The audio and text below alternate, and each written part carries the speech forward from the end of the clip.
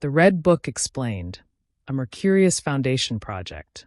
A new analytical series exploring the hidden journey within Carl Jung's Red Book. Each episode unfolds one step of Jung's descent into the unconscious, a path through symbols, visions, and the alchemy of self-discovery that gave birth to analytical psychology. Episode 1. The Call of the Depths. In this first chapter, Jung hears the voice of the soul for the very first time. It is the moment when the known world collapses, and the silence of the depths begins to speak. Through this encounter, we witness the threshold where madness turns into meaning, and the psyche learns to listen to itself. A complete digital production by the Mercurius Foundation. This work was carefully crafted to accompany your journey of reflection. We invite you to listen, pause, and contemplate the echoes that arise within. In 1913, Carl Jung began to hear voices. To the world, he was one of Europe's most respected psychiatrists. To himself, he was a man standing at the edge of the abyss. What followed was not a breakdown, but a breakthrough. The beginning of the greatest inner experiment in modern history. Refinding the soul. When I had the vision of the flood in October of the year 1913, it happened at a time that was significant for me as a man. At that time, in the 40th year of my life, I had achieved everything that I had wished for myself. I had achieved honor, power, wealth, knowledge, and every human happiness. Then my desire for the increase of these trappings ceased. The desire ebbed from me and horror came over me.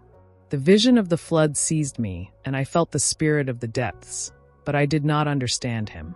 Yet he drove me on with unbearable inner longing, and I said, "My soul, where are you? Do you hear me? I speak, I call you, are you there? I have returned, I am here again. I have shaken the dust of all the lands from my feet, and I have come to you. I am with you. After long years of long wandering, I have come to you again. Should I tell you everything I have seen, experienced, and drunk in? Or do you not want to hear about all the noise of life and the world? But one thing you must know. The one thing I have learned is that one must live this life. This life is the way, the long sought-after way to the unfathomable, which we call divine. There is no other way. All other ways are false paths. I found the right way. It led me to you, to my soul. I returned, tempered and purified. Do you still know me? How long the separation lasted? Everything has become so different. And how did I find you? How strange my journey was. What words should I use to tell you on what twisted paths a good star has guided me to you? Give me your hand, my almost forgotten soul. How warm the joy at seeing you again, you long disavowed soul. Life has led me back to you. Let us thank the life I have lived for all the happy and all the sad hours, for every joy, for every sadness. My soul, my journey should continue with you. I will wander with you and ascend to my solitude.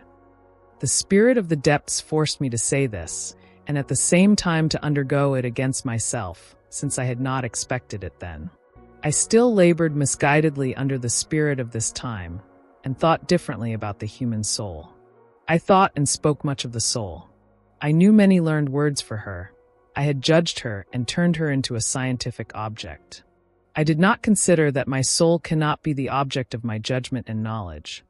Much more are my judgment and knowledge the objects of my soul. Therefore the spirit of the depths forced me to speak to my soul, to call upon her as a living and self-existing being. I had to become aware that I had lost my soul. From this we learn how the spirit of the depths considers the soul. He sees her as a living and self-existing being, and with this he contradicts the spirit of this time for whom the soul is a thing dependent on man, which lets herself be judged and arranged, and whose circumference we can grasp. I had to accept that what I had previously called my soul was not at all my soul, but a dead system. Hence I had to speak to my soul as to something far off and unknown, which did not exist through me, but through whom I existed. He whose desire turns away from outer things reaches the place of the soul. If he does not find the soul, the horror of emptiness will overcome him, and fear will drive him with a whip-lashing time and again in a desperate endeavor and a blind desire for the hollow things of the world. He becomes a fool through his endless desire, and forgets the way of his soul, never to find her again. He will run after all things, and will seize hold of them, but he will not find his soul, since he would find her only in himself. Truly, his soul lies in things and men, but the blind one seizes things in men, yet not his soul in things and men. He has no knowledge of his soul. How could he tell her apart from things and men? He could find his soul in desire itself, but not in the objects of desire. If he possessed his desire, and his desire did not possess him, he would lay a hand on his soul, since his desire is the image and expression of his soul. If we possess the image of a thing, we possess half the thing. The image of the world is half the world. He who possesses the world but not its image, possesses only half the world, since his soul is poor and has nothing. The wealth of the soul exists in images.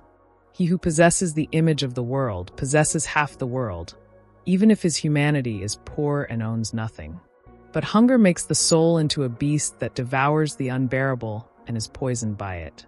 My friends, it is wise to nourish the soul, otherwise you will breed dragons and devils in your heart. This cry, "My soul, where are you?" is not poetry. It's the sound of reason collapsing under the weight of mystery. Jung realizes that the mind he studied in others was only a fragment of something much greater. The anima he calls for is not fantasy, but function, the bridge between the conscious ego and the infinite sea of the unconscious. In this moment, he becomes every man who has ever lost his way in the modern world. The soul he seeks is the forgotten feminine within the masculine order. Intuition, chaos, creativity, faith. To find it, he must unlearn everything civilization taught him. When the soul finally answers, it does not speak in words. It moves through silence, symbols, and shadows. Jung's descent has only begun, yet something irreversible has awakened, a presence that demands surrender. To follow it means to abandon the familiar landscapes of reason and enter the unknown geography of the inner world. The call of the depths is never gentle. It strips away everything that is not essential, leaving the traveler alone with what cannot be explained, the soul itself. And so, step by step, he begins to walk toward the desert, where the noise of the outer world fades and the dialogue with eternity begins. The desert is not absence, it's revelation through deprivation. Every spiritual tradition sends its seekers into the wasteland. Christ, the Buddha, the prophets. All found divinity where the world disappears. Jung is entering the same archetypal space, the purification of isolation. He learns that the unconscious does not speak through comfort. It speaks through drought, through the failure of control. In the desert, there is no audience, no theory, only truth echoing back. And that truth is unbearable to those who still need meaning to be kind. Soul and God. On the second night, I called out to my soul. I am weary, my soul. My wandering has lasted too long, my search for myself outside of myself. Now I have gone through events and find you behind all of them. For I made discoveries on my erring through events, humanity, and the world. I found men, and you, my soul, I found again, first in images within men, and then you yourself. I found you where I least expected you. You climbed out of a dark shaft. You announced yourself to me in advance in dreams. They burned in my heart and drove me to all the boldest acts of daring, and forced me to rise above myself. You let me see truths of which I had no previous inkling. You let me undertake journeys whose endless length would have scared me, if the knowledge of them had not been secure in you. I wandered for many years, so long that I forgot that I possessed a soul. Where were you all this time? Which beyond sheltered you and gave you sanctuary. Oh, that you must speak through me, that my speech and I are your symbol and expression. How should I decipher you? Who are you, my child? My dreams have represented you as a child and as a maiden. I am ignorant of your mystery. Forgive me if I speak as in a dream, like a drunkard. Are you God? Is God a child, a maiden? Forgive me if I babble. No one else hears me. I speak to you quietly, and you know that I am neither a drunkard nor someone deranged, and that my heart twists in pain from the wound, whose darkness delivers speeches full of mockery.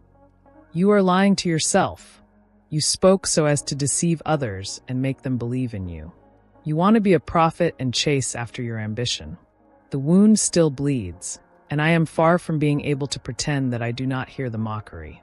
How strange it sounds to me to call you a child, you who still hold the all without end in your hand. I went on the way of the day, and you went invisibly with me, putting the pieces together meaningfully and letting me see the whole in each part. You took away where I thought to take hold, and you gave me where I did not expect anything in time, and again you brought about fate from new and unexpected quarters. Where I sowed, you robbed me of the harvest, and where I did not sow, you give me fruit 100-fold. And time and again I lost the path and found it again where I would never have foreseen it. You upheld my belief when I was alone and near despair. At every decisive moment, you let me believe in myself. Like a tired wanderer who had sought nothing in the world apart from her, shall I come closer to my soul. I shall learn that my soul finally lies behind everything, and if I cross the world, I am ultimately doing this to find my soul. Even the dearest are themselves not the goal and end of the love that goes on seeking. They are symbols of their own souls. My friends, do you guess to what solitude we ascend? I must learn that the dregs of my thought, my dreams, are the speech of my soul. I must carry them in my heart and go back and forth over them in my mind, like the words of the person dearest to me. Dreams are the guiding words of the soul. Why should I henceforth not love my dreams and not make their riddling images into objects of my daily consideration? You think that the dream is foolish and ungainly. What is beautiful? What is ungainly? What is clever? What is foolish? The spirit of this time is your measure, but the spirit of the depths surpasses it at both ends. Only the spirit of this time knows the difference between large and small. But this difference is invalid, like the spirit which recognizes it. The spirit of the depths even taught me to consider my action and my decision as dependent on dreams. Dreams pave the way for life, and they determine you without you understanding their language. One would like to learn this language, but who can teach and learn it? Scholarliness alone is not enough. There is a knowledge of the heart that gives deeper insight. The knowledge of the heart is in no book, and is not to be found in the mouth of any teacher, but grows out of you like the green seed from the dark earth. Scholarliness belongs to the spirit of this time, but this spirit in no way grasps the dream, since the soul is everywhere that scholarly knowledge is not. But how can I attain the knowledge of the heart? You can attain this knowledge only by living your life to the full. You live your life fully if you also live what you have never yet lived, but have left for others to live or to think. You will say, but I cannot live or think everything that others live or think. But you should say, the life that I could still live, I should live, and the thoughts that I could still think, I should think. It appears as though you want to flee from yourself, so as not to have to live what remains unlived until now. But you cannot flee from yourself. It is with you all the time and demands fulfillment. If you pretend to be blind and dumb to this demand, you feign being blind and deaf to yourself. This way you will never reach the knowledge of the heart. The knowledge of your heart is how your heart is. From a cunning heart you will know cunning. From a good heart you will know goodness. So that your understanding becomes perfect, consider that your heart is both good and evil. You ask, what? Should I also live evil? The spirit of the depths demands. The life that you could still live, you should live. Well-being decides, not your well-being, not the well-being of the others, but only well-being. Well-being is between me and others in society. I too lived, which I had not done before, and which I could still do. I lived into the depths, and the depths began to speak. The depths taught me the other truth. It thus united sense and nonsense in me. I had to recognize that I am only the expression and symbol of the soul. In the sense of the spirit of the depths, I am as I am in this visible world, a symbol of my soul. And I am thoroughly a serf, completely subjugated, utterly obedient. The spirit of the depths taught me to say, I am the servant of a child. Through this dictum, I learn above all the most extreme humility, as what I most need. The spirit of this time, of course, allowed me to believe in my reason. He let me see myself in the image of a leader with ripe thoughts. But the spirit of the depths teaches me that I am a servant, in fact the servant of a child. This dictum was repugnant to me, and I hated it. But I had to recognize and accept that my soul is a child, and that my God in my soul is a child. If you are boys, your God is a woman.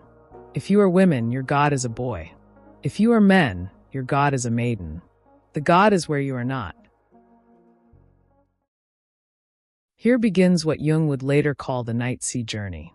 The descent into the unconscious always feels like insanity, because the ego can't tell the difference between losing control and expanding perception. But madness is not chaos, it's unintegrated revelation. What Jung saw in those depths was not hallucination, but the archetype of death itself. The same pattern seen in myth, Osiris, Dionysus, Christ, all torn apart so that life may be renewed. The hero must die so the self can live. And this is where modern man hesitates. We want enlightenment, but without surrender. In the desert, Jung discovers that the soul is not a poetic metaphor, but a living force that demands transformation. What began as a search for meaning becomes a stripping of identity. The intellect that once defined him can no longer guide the way. The maps of science, theology, and philosophy all dissolve beneath the unbearable silence of the inner world. There, the self begins to emerge, not as an idea, but as an experience that overwhelms everything the ego once believed to be true. The desert becomes the crucible of individuation. Every illusion of control, every attachment to reason, burns away under the heat of solitude. The voice of the soul, once distant, now speaks in paradoxes. Creation through destruction, birth through loss, divinity through descent. Jung is no longer the scholar interpreting symbols. He has become the symbol itself, the man who walks into the void so that consciousness might be reborn. To find the soul, he must lose himself completely. The desert does not offer comfort or revelation. It demands faith without promises, movement without direction. And yet, in that stillness, he touches the threshold of something vast, a silence that is not empty, but alive with invisible presence. The same depths that once terrified him now begin to whisper of a hidden order, a divine intelligence veiled in chaos. What Jung encounters in these early visions is not insanity, but the first stage of initiation. The figures he meets, the guide, the serpent, the desert itself, fragments of a larger psyche unfolding. Each symbol is a mirror, reflecting the tension between the human and the divine, between the personal unconscious and the cosmic order. The desert is the stage upon which the soul teaches the ego humility, forcing it to listen, to serve, to bow before the mystery of the self.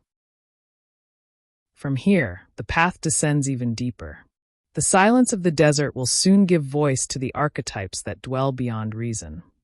The Red One, the wise anchorite, and the visions that reveal the soul's double nature, divine and demonic, sacred and human.